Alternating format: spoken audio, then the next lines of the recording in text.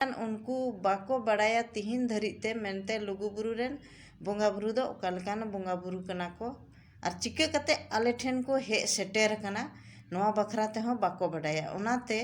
आपे जहाँ तिने कुगे बोंगा बुरु पे अगू का कोताबना और से नित हो पे ᱧᱟᱢ कोताबन खान नोआ रनांग दो बड़ाई तबन पे तभी गे आपे उनको बेस पे मनाव साधाव दाड़े को और गंगागढ़ जोहार के आपे जतो को नोआ सावता ज्ञान ऑफिशियल चैनल रे आपे जतो को सगुन दाराम तिहिन आर मिटे नवा वीडियो उक्तिन हे कना तिहिना वीडियो दबन नेला मारांग बुरु रेन बोंगा बुरु दो काराम बिंदिर को सेलेना और लुगु बुरु रेन बोंगा बुरु दो काराम बिंदिर बाको सेले लेना तो चिकाते बाको सेले लेन तबना नोआ बखरा तगी इन कटी मछा वीडियो अगू का तबना तो देलाबन एहब लगी वीडियो मारांग बुरु रेन बोंगा बुरु दो पिलचू हड़ाम पिलचू बुढ़ी सावते और धरती उपेल सावते जुड़ो मिना मानवा उपेल साहते हो जुड़ो मिना और लुगु बुरु रेनांग दो बनुआ चेदा से लुगु बुरु रेन बोंगा बुरु दो आ को बगी को इके को बोंगा बुरु कान तबना को ओना तेगी आबो लुगु बुरु बोंगा बखराते इना बडाय बनु तबना आदो नोआ आबो संथाल समाज रे जहां कोगी पे बडाय तबन खान दो भागे गया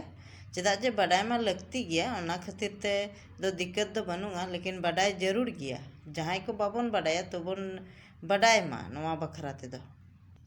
चेदा से नित बन नेल दाड़िया कना लुगु बुरु रेन बोंगा बुरु से मारांग बुरु रेन हो और उनका एटा को बुरु को बन नेल दाड़े कान खाय से गंगा गड्डा कोरेन हो आयमा लकान बोंगा बुरु नितो आबो ठेन हजुक को एहो कना और को हे कना मेनखान नोंडे लुगु बुरु रेन बोंगा बुरुआ बखरा ते दो हाँ बाको बडाय तबना जहां को गी बोंगा बुरु को नित को अगू का को लुगु बुरु खन और को दुड़ु का को ओड़ा कोरे मेनखान को मनाव साधावे को रहो मेनखान उनको बाको बड़ाया तिहिन धरिते मेनते लुगु बुरु रेन बोंगा बुरु दो ओकालकान बोंगा बुरु कना को और चिका कते आले ठेन को हे सेटेर कना नोआ बखरा ते हो बाको बड़ाया ओनाते आपे जहाँ तिने कुगे बोंगा बुरु पे अगू का कोताबना और से नित हो पे ᱧᱟᱢ कोताबन खान नोआ रनांग दो बड़ाई तबन पे तभी गे आपे उनको बेस पे मनाव साधाव दाड़े को और गंगागढ़ खन हो जहाँ कोगी बोंगा बुरु पे अगू का कोताबना तो जुदी आपे उनको बखराते बापे बड़ाय तबना तबे खान बड़ाय लगी कोशिश तबन पे और चीत पे नुकु को बोंगा बुरु मानाव साधाव रेनांग सही तरीका बन बड़ाय ᱧᱟᱢᱟ से सही लेकाते उनको बन पूजा पाठ दाड़े को तबे खान आबो धर्म दाड़े बेस लेकाते बन ᱧᱟᱢ दाड़ेया और बेस लेकाते धर्म शक्ति हो उनको को एम दाड़े बना ओनाते नवा बोंगा बुरु बखरा ते दो बेस लेकाते चीज तबन पे गंगा गड्डा मारांग बुरु और लुगु बुरु अब बन नेल दाड़े कना नोंडे खन जहाँ तिने गे बोंगा बुरु को अगुए कोताबना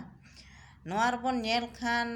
गोगो जोना गे ज़्यादातर ते बोंगा बुरु को ᱧᱟᱢ कोआ और से बोंगा बुरु को अगू का कोताबना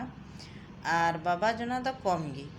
मेनखान नोंडे नितो मिटे हुदिस रनांग हुयुक कना कथा जे चिकाते नितो